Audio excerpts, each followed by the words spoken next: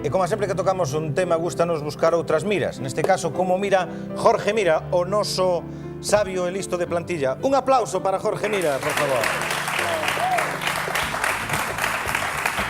Jorge Mira, que como seguidores do programa Que Serán xa saben, ele é físico, entón un home experto nas cuestións da xenética, pero non sei se vostedes siguen o fío, na primeira presencia de Mira no plató dixo que era tamén catequista. Supoño que a hora de explicar isto da morte haberá diferente enfoque, explicando aos alumnos de física e aos alumnos da catequesis. Hai diferente enfoque, pero a razón é única e non é máis que unha lei de vida para que todas as especies sigan mellorando ao longo do tempo.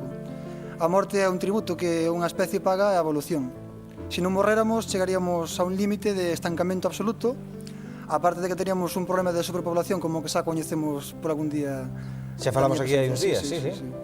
Sí, morremos, pero dos 365 días que hai no ano, por que este é o de defuntos? Oye, pois ni idea, Non é tan listo, Bueno, pillamos. Non sei de todo, non sei de todo. Está me deixando vostede quedar mal, os meus catecúmenos, eso non pode ser, Acudimos a botarlle unha man ao experto, saímos á rúa para que a xente nos diga por qué. A ver se o saben. Ti sabes por que a xente morre? Porque a xente morre, porque lle tocará, supoño, ou porque, eu que sei, porque está previsto que a xente morra. Por que crees que morre a xente? Porque Porque todo ten un ciclo, non? Eu que sei. Que tes que morrer, que se sigues vivindo, que eso non o cree nin Dios, vamos. Ti crees que cos avances estos tecnolóxicos ou incluso coas historias estas das fontes da eterna xuventude, ti crees que algún día chegaremos a ser inmortales? Espero que non. Non creo que o humano lle coide moito eso de ser inmortal. Particularmente, supoño que vivir eternamente debe ser un pouco aburrido. E o de alongar a vida cos avances científicos, que che parece? Pois mal, porque eu penso que vivir con 90 anos, aínda que poidas vivir, pois o mellor é morrer sobre os 50 ou así. Sobre os 50? Sí, porque a partir de aí xa é un... Os 50 é moi novo. Que va? Naces, morres, vives e morres. Se naces, tes que morrer. Morrer aos 50, decían aí. Bueno, o certo é que todos nos sabemos, mesmo sin ser tan listos como vostede, que estes días está a morrer xente que non morrera antes. Que vai pasar? Vai seguir morrendo xente máis ou menos a mesma idade, non aos 50, máis tarde, ou non? É posible alongar a vida? No alongamento da vida hai dous factores, un que é a mellora das condicións médicas e de vida, que iso, digamos, fainos chegar a máis vellos. Pero hai outra vía de investigación que é a partir da propia base. É dicir, por que envellecemos? Envellecemos porque as nosas células van perdendo co tempo o seu lume vital. Explícome. Por exemplo, o meu nariz parece que é sempre igual, non? Desde fai 10 anos ou 15, pero non é o mismo hoxe que fai 10 anos. Por que non mesmo hoxe? Porque Operouse vostede, señor Mira? Non me operei. Non sabíamos da... Pero as miñas células que estaban aquí fai 10 anos agora xa non están. Foron morrendo e foron sendo sustituídas por outras novas que cumplían a mesma función e tiñan as mesmas propiedades. Que ocorre? Que por algún motivo inexplicable as nosas células van perdendo a capacidade de reproducción co tempo e non só eso, sino que ademais as células novas que van nacendo van perdendo a forza que tiñan as vellas. E non hai un Viagra para as células, digo eu, para que se reproduzan a xeito? Pois non hai un Viagra, pero que si hai intentos ou experimentos en animais inferiores. En humanos non se pode experimentar, pero algúns científicos danse conta desde fai uns 10 anos que hai sistemas vivos potencialmente inmortais. Por exemplo, hai anémonas e esponsas que se reproducen aparentemente sen límite. É dicir, a anémona quitámoslle un cacho e volve a reproducir ese cacho que lle falta. As células cancerígenas, por exemplo, son entes vivos que se reproducen hasta o infinito. Se non tuviéramos células dese estilo, poderíamos vivir eternamente, porque non teríamos máis que células novas que van cambiando, pero deixando outras iguais. Ou seja, na teoría, poderíamos ser inmortais. Na teoría, poderíamos ser inmortais. Bueno, inmortais non sei, pero alongar a vida podería ser. Hai experimentos na mosca da froita, na drosófila, que demostran que despois de certas mutacións viven hasta un 30% máis.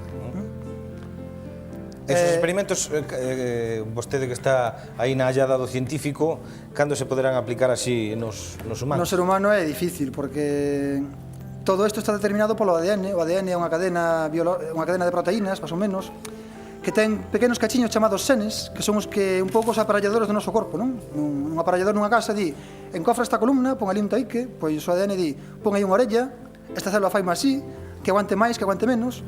Logo, cambiando esas cousas, poderíamos chegar a un humano mellor, pero claro, a experimentación con humanos non é fácil. Faise, eso sí, con moscas e con ratos. Con humanos, o único que se pode facer é constatar certas cousas. Por exemplo, fai unha semana, a revista Science publicou un experimento duns investigadores italianos e norteamericanos nos cales, analizando o ADN de rapaces e de vellos, vían que os vellos tiñan unhas certas mutacións que iban deteriorando as células, por así dicilo. Ese era o responsable do envellecemento. Logo estáse avanzando nesa vía, non? Bueno, así, para os que están véndonos na casa, para este público que temos aquí, canto, digamos, que podríamos vivir máis os que estamos agora vivos que xente que vivía fai 2 décadas, por exemplo? Iso que chaman a esperanza de vida. A esperanza de vida aumenta moitísimo. Na época do Imperio Romano, a esperanza de vida era de 20 anos. A principios do século era de 45 e hoxe en día estamos casi nos 80. Eso non é moi importante para a natureza, o que vivamos máis ou menos. A natureza solamente lle importa que nós vivamos ata o período de reproducción. É dicir, no momento en que nacemos, crecemos e procreamos, xa está, sacamos a nosa función. Podemos desaparecer, como deixamos un retoño que vai a ser mellor que nós por evolución natural, xa temos a nosa labor cumplida. Que vivamos 80 anos ou 90, a natureza é o mesmo. Home, a natureza dará o mesmo, pero a nós non. A nós non, pero... Eso que se di moito nos velatorios de sempre se van os mellores, é unha parvada ou... Pois non é tan parvada, que a natureza evoluciona, nós somos unha entidade existente neste momento porque somos o produto dunha evolución e porque ao longo da historia do planeta foron quedando cada vez os mellores ata chegar á raza humana. Logo, nese aspecto, podemos dicir que cada vez os mellores son os que se van. Sí, sí. De todos os xeitos, creo que as células canceríxenas, por exemplo, son as máis preparadas para vivir. Cada vez son unha pasada, viven un montón. Algún día falaremos o mellor aquí no que serán do cancro, pero teñen esa peculiaridade de que nunca se acaban, están un reproducir continuo. O que pasa que, claro, necesitan un hóspede para vivir, e a pega que acaban cargándose o hóspede. Eso é un pequeno problema que teñen. O día que solucionen sería moi bonito. Pois, señor Mira, mire estes aplausos porque son para vostede, porque estamos todos sempre encantados de recibir o que nos ilustre ca súa sapiencia. Un placer, como sempre, telo con nos no que será.